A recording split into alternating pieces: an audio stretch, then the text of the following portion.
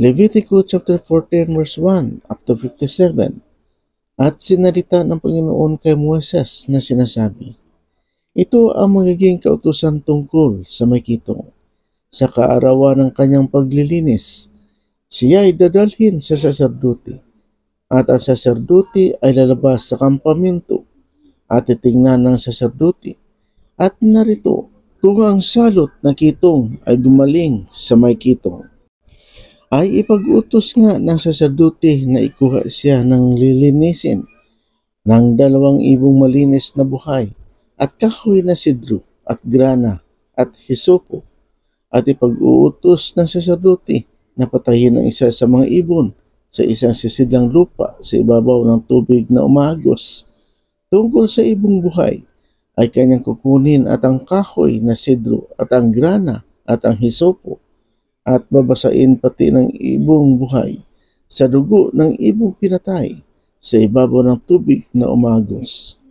At iwiwisik niya na makapito doon sa kanya na nililinis sa kitong, at ipakilalang malinis at pawawalan ang ibong buhay sa kalawakan ng parang.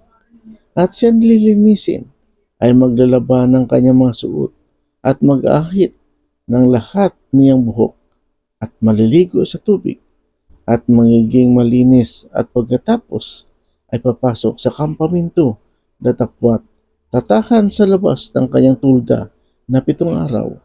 At mangyayaring sa ika-7 araw ay muling mag-ahit ng lahat niyang buhok sa kanyang ulo at sa kanyang baba at sa kanyang kilay, na anumpat ahihitin niya ang lahat niyang buhok, at kanyang lalaban ang kanyang mga suot, at kanyang paliliguan ang kanyang laman sa tubig, at magiging malinis. At sa ika-8 araw ay kukuha siya ng 2 korderong lalaki na walang kapintasan, at ng 1 korderong babae na unang taon na walang kapintasan, at ng 1 handog na harina na 3/10 bahagi ng isang ipa na mainam na harina na hinaluan ng langis, at ang 1 lag na langis. At ihaharap ang taong lilinisin ng saserdoting naglilinis sa kanya, at gayon din ang mga bagay na yaon sa harap ng Panginoon sa pintuan ng tabernakulo ng kapisanan. At kukuha ang saserdote ng isa sa mga korderong lalaki at ihahandog na pinakahandog sa pagkakasala, at ng lag ng langis, at aalugin na pinakahandog na inalog sa harap ng Panginoon. At papatayin ang korderong lalaki na pinagpapatayan ng handog dahil sa kasalanan, at ang handog na susunugin sa dako ng santuaryo, sapagkat kung paano ang handog dahil sa kasalanan ay sa saserdote, gayon din ang handog dahil sa pagkakasala, bagay ngang kabanal-banalan. At ang saserdote ay kukuha sa dugo ng handog dahil sa pagkakasala, at ilalagay ng saserdote sa pingol ng kanang tainga niyaong lilinisin, at sa daliring hinlalaki ng kanyang kanang kamay, at sa daliring hinlalaki ng kanyang kanang paa. At kukuha ang saserdote sa lag ng langis at ibubuhos sa ibabaw ng palad ng kanyang kaliwang kamay. At itutubog ng saserdote ang kanang daliri niya sa langis na nasa kanyang kaliwang kamay, at magwiwisik siyang makapito ng langis ng kanyang daliri sa harap ng Panginoon. At sa lumabis sa langis na nasa kanyang kamay ay maglalagay ang saserdote sa ibabaw ng pingol ng kanang tenga niyaong lilinisin, at sa daliring hinlalaki ng kanyang kanang kamay, at sa daliring hinlalaki ng kanyang kanang paa sa ibabaw ng dugo ng dahil sa pagkakasala. At ang labi sa langis na nasa kamay ng saserdote ay ilalagay nito sa ulo niyaong lilinisin, at itutubos sa kanya ng saserdote sa harap ng Panginoon, at ihahandog ng saserdote ang handog dahil sa kasalanan, at itutubos sa kanya na lilinisin dahil sa kanyang karumihan, at pagkatapos ay papatayin ang handog na susunugin. At ihahandog ng saserdote ang handog na susunugin at ang handog na rin sa ibabaw ng dambana, at itutubos sa kanya ng saserdote, at siya'y magiging malinis. At kung siya'y dukha at ang kanyang kaya ay hindi aabot, ay kukuha nga siya ng isang korderong lalaki na handog dahil sa pagkakasala, na aalugin upang itubo sa kanya, at ang ikasampung bahagi ng isang ipa na mainam na harina na hinaluan ng langis na pinakahandog na harina at ng isang lag ng langis. At ng dalawang bato-bato o ng dalawang inakay ng kalapati, kung alin ang aabuti ng kanyang kaya, at ang isa ay magiging handog dahil sa kasalanan, at ang isa ay handog na susunugin. At sa ikawalong araw ay kanyang dadalhin sa sacerdote sa pintuan ng tabernakulo ng kapisanan upang gamitin sa kanyang paglilinis sa harap ng Panginoon. At kukunin ng sacerdote ang korderong handog dahil sa pagkakasala at ang lag ng langis, at aalugin ng sacerdote na pinakahandog na inalog sa harap ng Panginoon, at kanyang papatayin ang korderong handog dahil sa pagkakasala, at kukuha ang sacerdote ng dugo ng handog dahil sa pagkakasala at ilalagay sa pingol ng kanang tingan niyaong lilinisin, at sa daliring hinalaki ng kanyang kanang kamay, at sa daliring hinalaki ng kanyang kanang paa. At magbubuhos ang sacerdote ng langis sa ibabaw ng palad ng kanyang kaliwang kamay, at makapitong magbibisik ang sacerdote ng kanyang kanang daliri ng langis na nasa kanyang kaliwang kamay sa harap ng Panginoon. At maglalagay ang sacerdote ng langis na nasa kanyang kamay sa pingol ng kanang tenga niyaong lilinisin, at sa daliring hinlalaki ng kanyang kanang kamay, at sa daliring hinlalaki ng kanyang kanang paa, sa ibabaw ng pinaglagyan ng dugong handog dahil sa pagkakasala.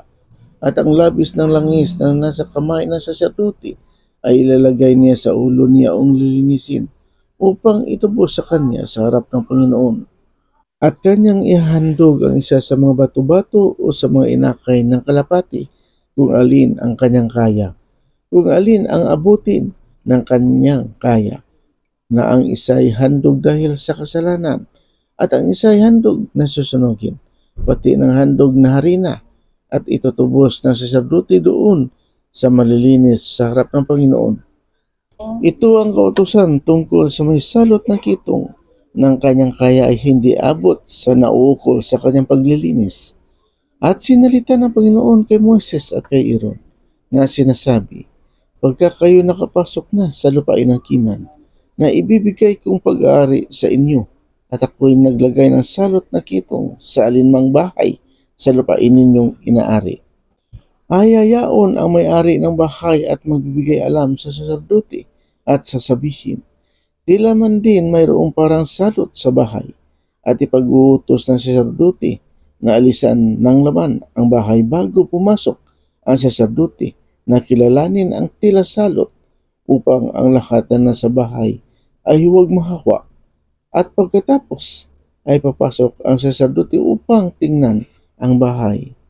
At titingnan ang salot, at kung makita ngang ang tila salot ay nasa mga panig ng bahay na may ukit na namimirdi o namumula at tila malalim kaysa panig, ay lalabas nga ang sacerdote sa bahay hanggang sa pintuan ng bahay at ipasasara ang bahay na 7 araw. At babalik ang sacerdote sa ika-7 araw at titingnan, at narito, kung makita ngang kumalat ang salot sa mga panig ng bahay, ay ipag-uutos nga ng sacerdote na bunutin ang batong kinaroon ng tila salot at ipatatapon sa labas ng bayan sa dakong karumaldumal, at ipakakayas ang palibot ng loob ng bahay, at ang argamasang inalis na kinayas ay itatapon sa labas ng bayan sa dakong karumaldumal. At magsisikuha ng ibang mga bato at ihahalili sa mga batong yaon, at magsisikuha ng ibang argamasa at siyang ihahaplos sa mga panig ng bahay. At kung muling bumalik ang tila salot at sumibol sa bahay, pagkatapos na mabunot ang mga bato, at pagkatapos makayas ang bahay, at pagkatapos na mahaplosan na argamasa, ay papasok nga ang sacerdote at titingnan, at narito, kung makita nga ang salot ay kumalat sa bahay ay kitong na nakakahawa sa bahay. Ito ay karumal-dumal at gigibain niya ang bahay na yaon, ang mga bato at ang mga kahoy at ang lahat na argamasa ng bahay ay dadalhin sa labas ng bayan sa dakong karumal-dumal. Bukod dito'y ang pumasok sa bahay na yaon ng buong panahon na sasara ay magiging karumal-dumal hanggang sa hapon. At ang mahiga sa bahay na yaon ay maglalaban ng kanyang mga suot, at ang kumain sa bahay na yaon ay maglalaban ng kanyang mga suot.